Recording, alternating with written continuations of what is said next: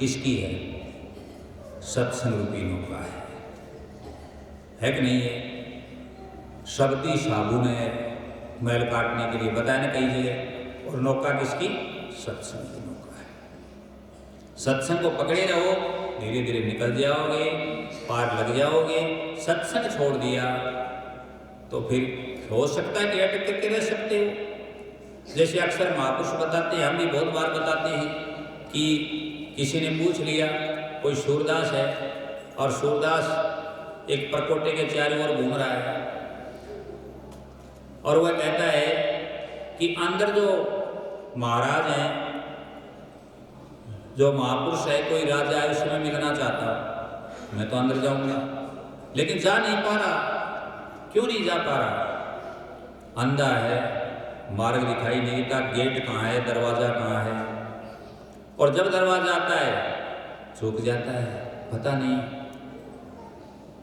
कोई मिलता है, कोई का मतलब ज्ञान देने वाला, वह कहता है क्या बात है, कहाँ जाना चाहता है? कहता मैं इसमें प्रवेश करना चाहता हूँ, काफी समय से चक्कर लगा रहा हूँ लेकिन मुझे दरवाजा नहीं मिल रहा। कहा ऐसे कर, दीवार को टच कर लिया, छूते छूते चल, परकोटा है ना चारों तरफ, दीवार को छूते छूते चल। और एक जगह ऐसे आएगी कि जहाँ तेरा हाथ के आगे दीवार नहीं है, टच नहीं होगी, खाली है, वहाँ घुस जाना, अंदर चले जाना, वहाँ प्रवेश कर लेना। कहा ठीक है। अब सूरदास जी दीवार को टच किए कि हाथ लगाए लगाए लगाए लगाए लगाए चलता रहा। और जब वो दरवाजा आया तो सूरदास जी की क्या चली? खुजली चली। वो अपना हाथ हटा के खुजलाने लगा, दरवाजा छूट गया, आगे चला गया, चक्कर लगाता रहा। वही व्यक्ति वापस फिर उसको मिला, दूसरी रोज सुबह उसका जाना था बाहर घूमने के लिए। उसने कहा सूरदास जी आप गए नहीं अंदर, क्या बात हुई? उसने कहा दरवाजा है ही नहीं। ये बात सूरदास ने कही कि दरवाजा तो है ही नहीं, जाऊं कहाँ? उसने कहा कि ये तुम्हारा भ्रम है। जैसे संत महापुरुष कह रहे हैं कि तुम कह रहे हो कि दरवाजा नहीं है, ऊपर रास्ता नहीं है, या परमात्मा नहीं है, कि उसका प्रकाश नहीं है, शब्द नहीं है, कि ये मंजिल नहीं है, ये समझ रहे ना झूठ। ऐसे सूरदास जी क्या समझ रहे थे? झूठ समझ रहा था, दरवाजा तो था। उसने कहा कि दोबारा प्रयास करो, और आप कहीं छोटा था, कहीं चूके थे। कहा याद तो नहीं है, लेकिन कहा तो दोबारा प्रयास करो।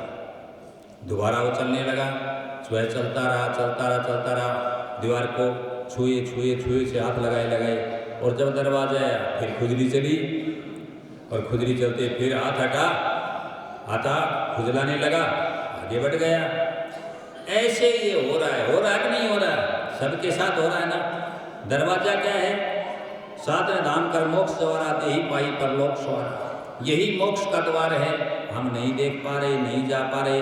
परमात्मा का जो भी नगर है, जो महल है, कुछ भी कहो, सतलोक है, सचखंड है, उसका जो परकोटा है किसका? माया का परकोटा है। किसका परकोटा है जी? माया का परकोटा है। लेकिन जो सच्चा सत्संग है वह है उस परकोटे की का क्या है? दरवाजा है।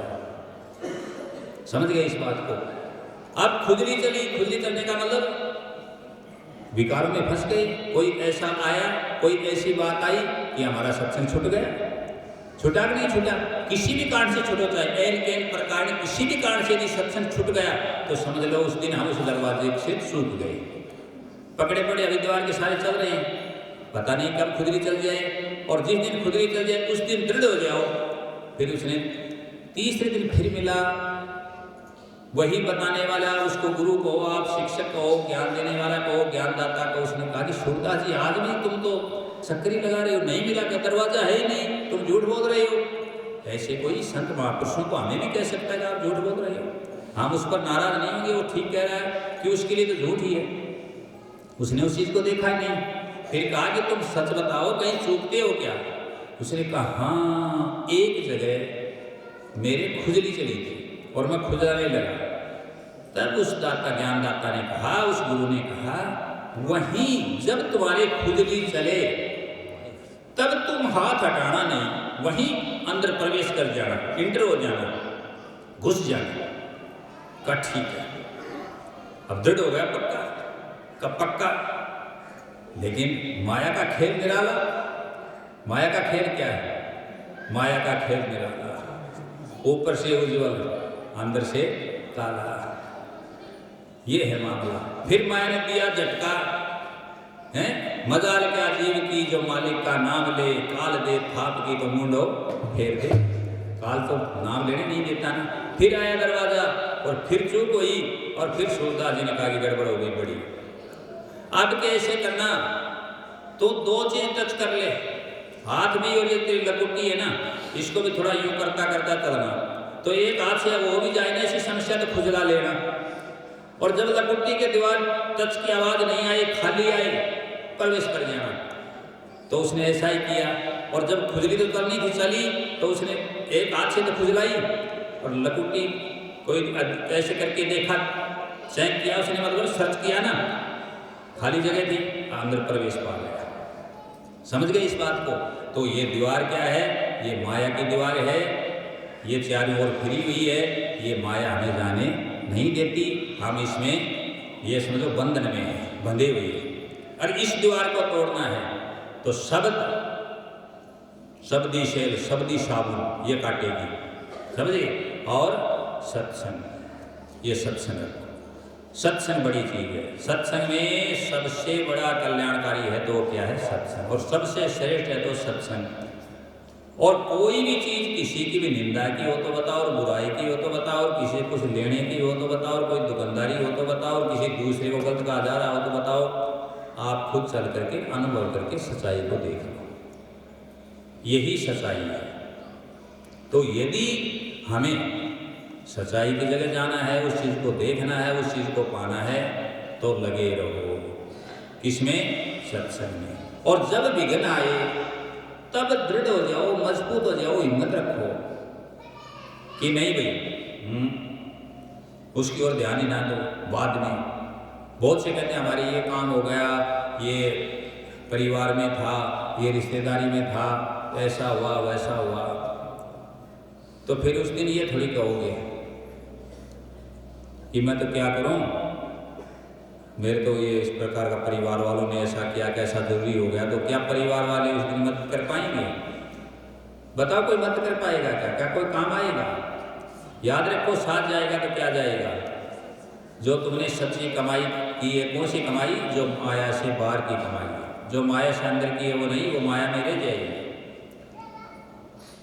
जो 3 लोक से बाहर की चीज है वही जाएगी। और वो क्या है? सतगुरु का नाम, और किया हुआ तुम्हारा सत्संग का अभ्यास, सत्संग है, वो जाएगा सब। इसलिए इन चीजों को विशेष करके ना सत्संग प्रेमियों सभी याद रखो। और जिस प्रेमी को, सुनो ध्यान से, कोई भी चीज का प्रमाण देखना हो, वो ठहर सकता है, वो हमसे टाइम ले सकता है, हम उसको टाइम देंगे, वो प्रमाण ले सकता है। वो पुस्तकों का, ग्रंथों का प्रमाण भी ले सकता है। और वह आदमी जो वीडियो वगैरह हैं, यूट्यूब पर हैं, इंस्टाग्राम पर हैं, फेसबुक पर, उनमें भी देख सकता है। उसको हर चीज़ का प्रमाण मिल जाएगा।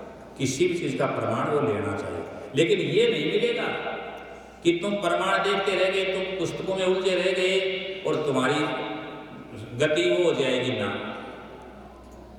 ये कभी नहीं होगा। आप ये सोचो कि हम यहाँ उलझे रहे, किताबों के लगे रहे और हम प्राप्ति कर लेंगे ना, कभी नहीं होगा।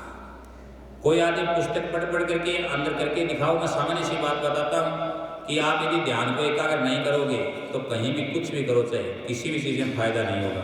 एक ड्राइवर है, गाड़ी चलाते हैं, इनसे पूछो, इनका ध्यान एकाग्र होता है, गाड़ी चलाते हैं, उसमें ध्यान किस चीज़ में होता है जी? गाड़ी चलाने में होता है। क्या चीज़ आगे आ रही है, क्या बाएं हैं, क्या दाएं हैं, क्या पीछे दिखाई दे रहा है, क्या साइड मिरर में है, सब चीज़ दिखती है ना। चौकन्ने है ना, अब तो फ्री बैठे हैं ना, समझ गए ना। जो काम करते हो, ध्यान में बैठते हो, उस समय ध्यान में बैठते हो, उस समय और चीज़ों को भूल जाओ, अन्य चीज़ों को छोड़ दो, भूल जाओ, ध्यान ही मत करो। जिसका करना उसका करो, उसका भी करना नहीं, आप तो उनको छोड़ो ना, ध्यान लग जाएगा। मैं क्या बता रहा हूँ फिर सुन लो। तरह तरह की विधि सब बताते हैं, मैं अपना तजुर्बा बता रहा हूँ, अपना अनुभव बता रहा हूँ, सुन लो। जब ध्यान में बैठते हो तो किसी चीज़ का ध्यान करो ही ना, अन्य चीज़ निकल जाएंगी सब, तो एक आप ही तो रहोगे। फिर एक वही तो रह जाएगा सिर्फ। पानी है, किसी टब में है, किसी बाल्टी में है, और उस पानी का वो पानी हिल रहा है, तो क्या उसमें हम चेहरा देख पाएंगे? बताओ, आप प्रैक्टिकल करके देखो।